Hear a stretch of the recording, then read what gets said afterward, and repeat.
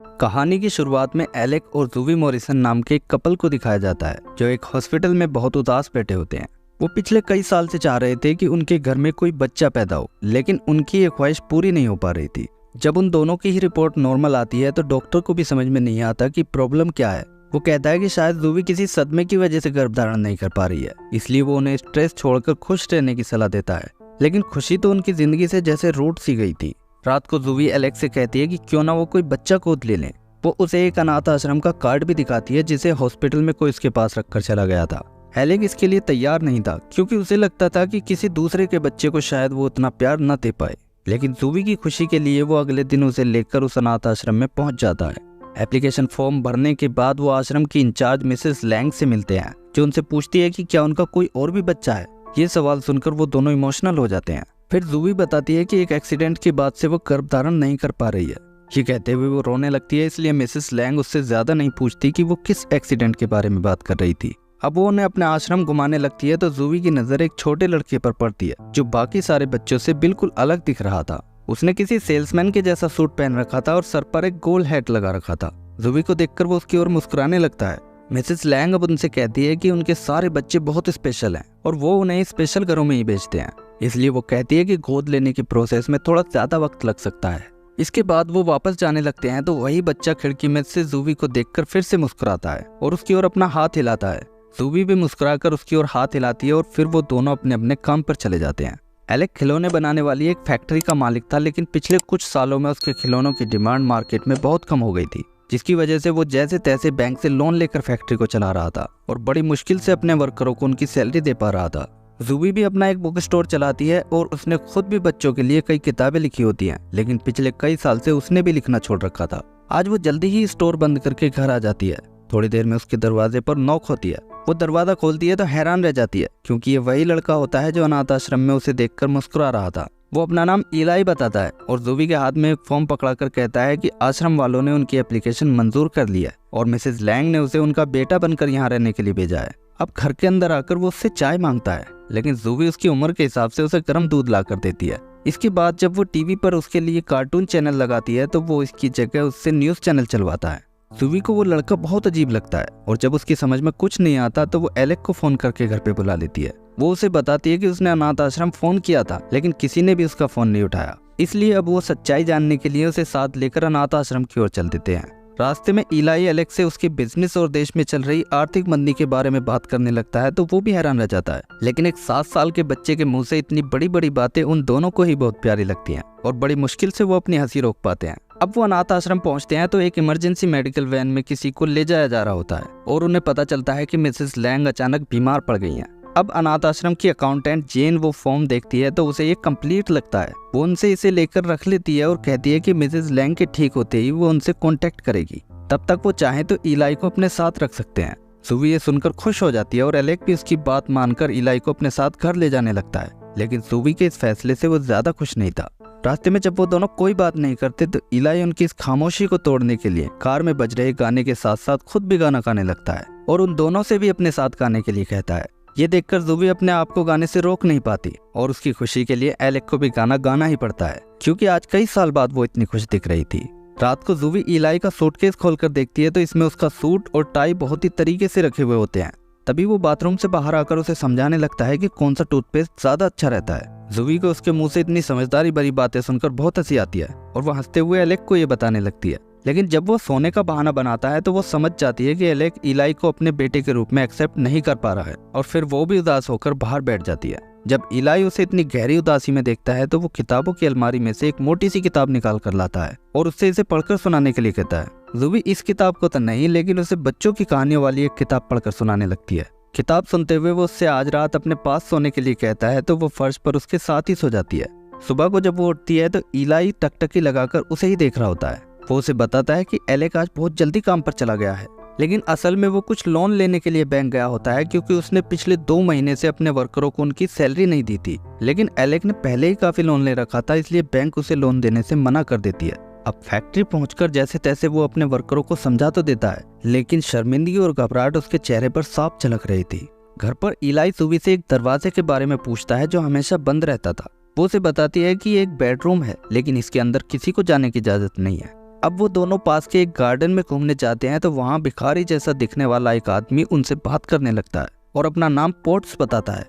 जूवी इलाई के साथ उसकी अजीब बातें सुनकर हंसने लगती है तो वो उससे कुछ छुट्टे पैसे मांग लेता है और उसकी ओर देखते हुए एक तारीख बताता है जो होती है 15 मई 2007। ये सुनकर वो कहती है कि उसे ये सब कैसे पता है। पोर्ट्स कहता है कि उसे सब पता है क्योंकि वो यहीं आसपास घूमता रहता है। ये कहकर वो चला जाता है और जूवी हैरान से उसे देखती रह जाती है। लेकिन 15 मई 2007 को क्या हुआ था ये राज अभी राज ही रहता है। अगले दिन फैक्ट्री में सैलरी न मिलने पर एलेक के वर्कर नौकरी छोड़कर जाने लगते हैं और सिर्फ टॉम नाम का एक पुराना वर्कर ही उसके कहने पर रुकता है। इस परेशानी में एलेक ने जूवी को भी फोन करके बुला लिया था और वो इलाई को साथ लेकर यहाँ आ जाती है। लेकिन यहाँ आकर जब उसे पता लगता है कि एलेक ने उसे बिना बताए अपना मकान भी गिरवी रख दिया था तो फिर वो उसकी कोई बात नहीं सुनती और गुस्से में घर चली जाती है। घर पर वो इलाई से स्कूल जाने के बारे में बात करती है लेकिन वो उससे एलेक के साथ उसकी शादीशुदा जिंदगी के बारे में बात करना चाहता है जो कुछ ठीक नहीं चल रही थी। जूवी उसके किसी मनोवैज्ञानिक डॉक्टर जैसे सवालों को सुनकर पहले तो हंसती है लेकिन फिर वो उससे बताने लगती है कि वो दोनों हाई स्कूल से एक दूसरे को पसंद करते हैं और पहले वो बहुत मस्ती किया करते थे लेकिन पिछले कुछ सालों में उसे याद नहीं कि उन्होंने साथ में अच्छा वक्त कब बिताया था। अगले दिन वो इलाई को स्कूल छोड़ाती है लेकिन वो लंच टाइम में ही एक टैक्सी बुक करके एलेक की फैक्ट्री पहुंच जाता है जहां उसके अलावा और कोई भी नहीं होता। एलेक उसे देखकर गुस्सा हो जाता है और उसे वापस स्कूल छोड़ने के लिए जाने लगता है। जब इलाई उसे डैड कहकर बुलाता है तो वो उसे सख्ती के साथ डैड की जगह सिर्फ एलेक कहकर बुलाने के लिए कहता है। लेकिन जाते हुए जब इलाई उसके खिलौनों की तारीफ करता है तो फिर उसका लहजा नरम पड़ जाता है क्योंकि मार्केट में तो उसके खिलौनों की कोई कदर ही नहीं थी। इसके बाद वो घर पहुंचते हैं तो उन दोनों को ही जूवी के गुस्से का सामना करना पड़ता है। लेकिन तभी एक डिलीवरी बॉय कुछ चाइनीज खाना लेकर आ जाता है। जब उन्हें पता चलता है कि ये खाना इलाई ने ऑर्डर किया था तो फिर वो दोनों ही मुस्कुराने लगते हैं और इस तरह एलेक भी अब उसे पसंद करने लगता है।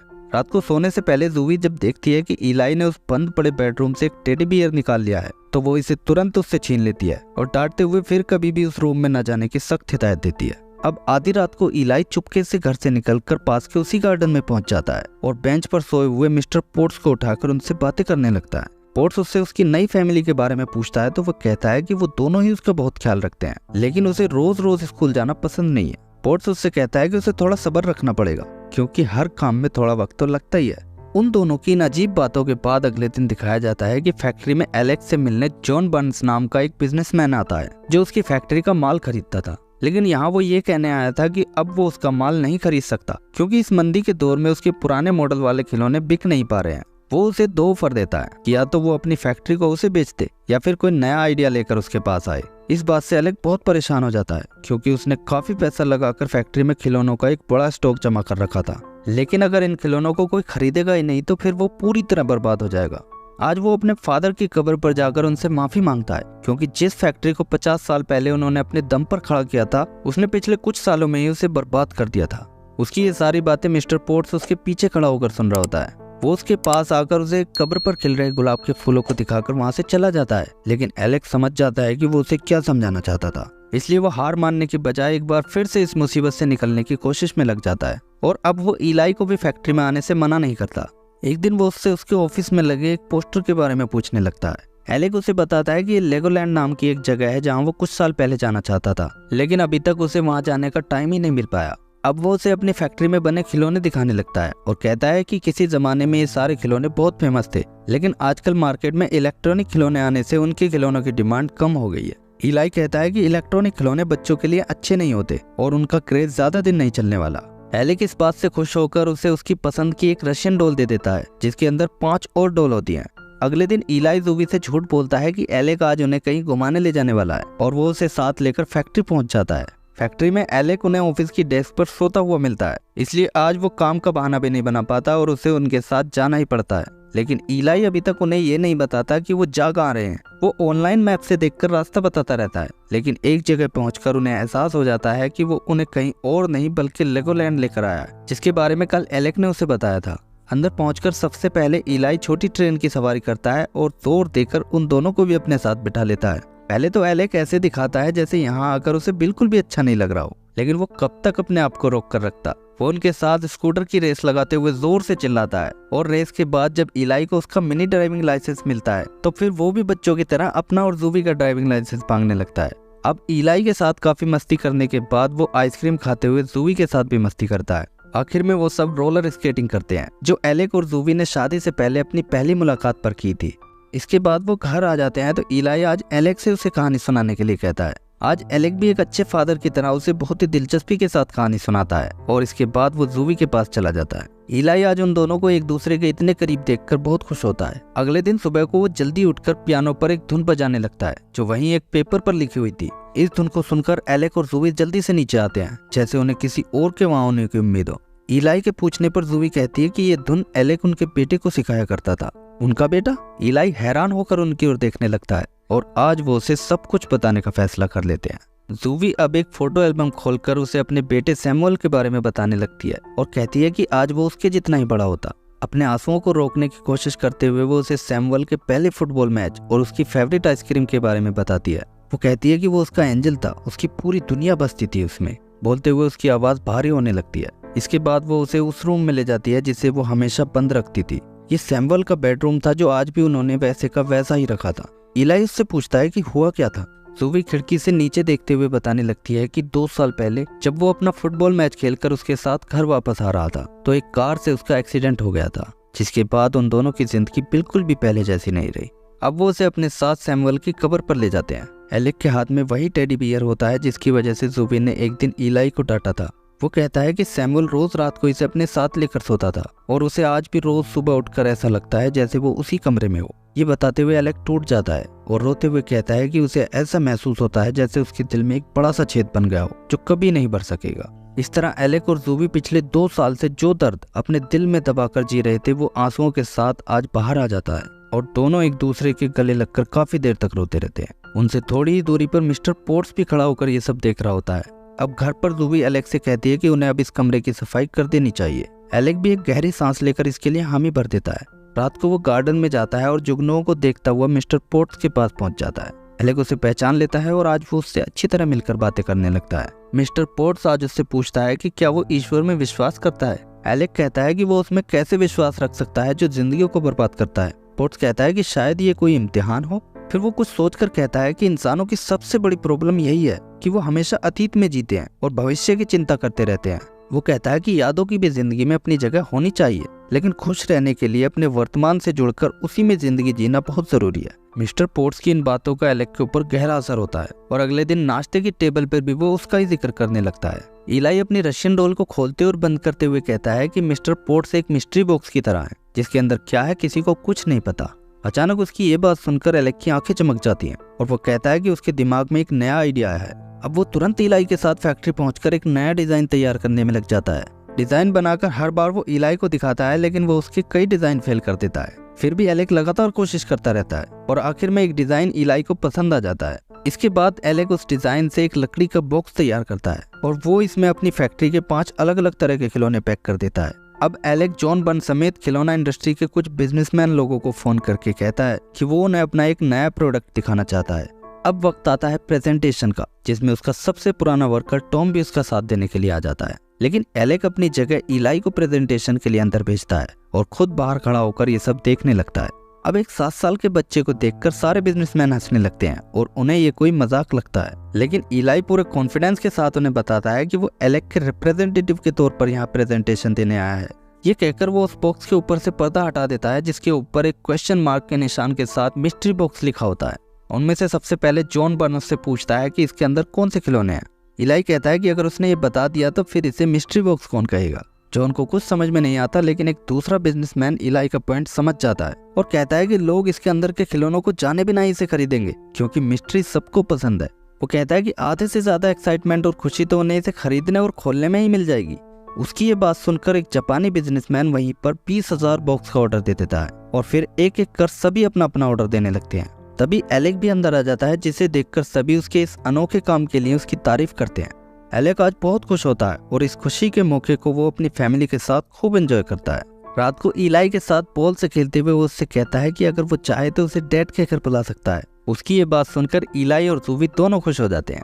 आज आधी रात को फिर से इलाई गार्डन में जाकर मिस्टर पोर्ट्स से मिलता है। पोर्ट्स एलेक की कामयाबी की खबर सुनकर बहुत खुश होता है और फिर वो उसके कान में कुछ कहता है। अगले दिन इलाई के साथ एलेक और जूवी गार्डन में आते हैं और मिस्टर पोर्ट्स को क्रिसमस पर अपने घर आने के लिए इनवाइट करते हैं। अब क्रिसमस पर दिखाया जाता है कि मिस्ट्री बॉक्स को मार्केट में जबरदस्त कामयाबी मिल जाती है और बच्चों में इसकी दीवानगी सर चढ़कर बोलने लगती है। मार्केट की इस हाई डिमांड को पूरा करने में एलेक को कोई भी परेशानी नहीं होती, क्योंकि उसे फैक्ट्री में सिर्फ बॉक्स बनवाने पड़ते हैं और खिलौनों का स्टॉक तो उसके पास पहले से ही काफी पड़ा हुआ था। रात को मिस्टर पोर्ट्स उनके घर आता है और एलेक के कहने पर आज वो क्लीन शेव करके नहाकर बाथरूम से बाहर निकलता है। अब वो सब साथ में डिनर करते हैं और एक गेम खेलकर काफी मस्ती करते हैं। मिस्टर पोर्ट्स उन्हें इस तरह हंसता खेलता देखकर बहुत खुश होता है। जब वो जाने लगता है तो जूवी उसके हाथ में कुछ पैसे थमा देती है। पोर्ट्स पैसे लेने से मना करता है, लेकिन वो कहती है कि सड़कों पर जिंदगी गुजारने से पहले वो भी तो किसी का प्यारा बेटा रहा होगा और उसकी जगह उसका अपना बेटा भी तो हो सकता था। पोर्ट्स के जाने के बाद वो इलाई को उसके कमरे में सुलाने जाती है। आज वो उससे पूछता है कि क्या वो एंजल्स में विश्वास करती है। जूवी इस बात का कोई खास जवाब नहीं देती, क्योंकि इस वक्त उसके दिमाग में कुछ और ही चल रहा था। वो एलेक के पास जाकर उसे एक गिफ्ट देती है। एलेक इसे खोलकर देखता है तो ये कुछ और नहीं बल्कि उसका प्रेगनेंसी टेस्ट होता है, जिसकी उन्होंने उम्मीद ही छोड़ दी थी। मतलब वो मां बनने वाली थी। इस खबर से एलेक की खुशी का ठिकाना नहीं रहता और वो जूवी को अपने सीने से लगा लेता है। वो ये खबर इलाई को सुनाना चाहता है, लेकिन जूवी कहती है कि वो सो गया होगा। लेकिन उन्हें इस बात की बिल्कुल भी खबर नहीं थी कि वो ऊपर बैठकर काफी वक्त से उन्हें देख रहा था। अगले दिन सुबह होते ही एलेक की गुड न्यूज सुनाने के लिए ऊपर उसके कमरे में जाता है, लेकिन वो वहां नहीं होता, बल्कि बेड पर उन दोनों के नाम एक लेटर पड़ा होता है। नीचे फोन पर अनाथ आश्रम की अकाउंटेंट जेन की कॉल आती है, जो जूवी को बताती है कि मिसेस लैंग ठीक होकर अस्पताल से वापस आ गई हैं। फिर वो बताती है कि उसने उनका वो फॉर्म मिसेस लैंग को दिखाया था, लेकिन इलाई नाम का कोई भी बच्चा उनके आश्रम में कभी था ही नहीं और अब उस फॉर्म के ऊपर उस बच्चे की फोटो भी नहीं है। उसकी ये बात सुनकर जूवी के हाथ से कॉफी का गिलास छूटकर नीचे गिर जाता है। वो हैरान परेशान सी एक डेस्क पर चपटती है और उसमें से इलाई का लेगोलैंड वाला मिनी ड्राइविंग लाइसेंस निकाल कर देखती है, लेकिन इस पर भी उसकी फोटो नहीं होती। अब उसे सब कुछ समझ में आने लगता है कि इलाई और मिस्टर पोर्ट्स इंसानों के रूप में तो एंजल्स थे, जो उनकी बिखरी हुई जिंदगी में खुशियां लौटाने के लिए आए थे। उसे याद आ जाता है कि हॉस्पिटल में उसके पास अनाथ आश्रम का कार्ड रखकर जाने वाला कोई और नहीं बल्कि मिस्टर पोर्ट्स ही था। अब वो ऊपर जाकर इलाई का वो लंबा सा लेटर पढ़ती है, जिसमें उसने उन्हें अपने बेटे सैमुअल की बुरी यादों को भूलकर उसकी अच्छी यादों के साथ जिंदगी बिताने की बात कही थी। पढ़ते पढ़ते वो रोने लगती है और रोते हुए लेटर का बाकी हिस्सा पढ़ती है, जिसमें उसने अपने जाने और अपने लिए उनके प्यार का भी जिक्र किया था और एक भविष्यवाणी की थी कि उनके घर में बेटी पैदा होगी। मूवी के आखिर में दिखाया जाता है कि एलेक और जूवी अपनी नन्ही सी बेटी के साथ बहुत खुश होते हैं और एक दिन जूवी को ऐसा महसूस होता है जैसे इलाई उनसे मिलने वापस आया हो, लेकिन उसकी नजर पड़ते ही वो मुस्कुराकर गायब हो जाता है। इसी के साथ ये मूवी एंड हो जाती है।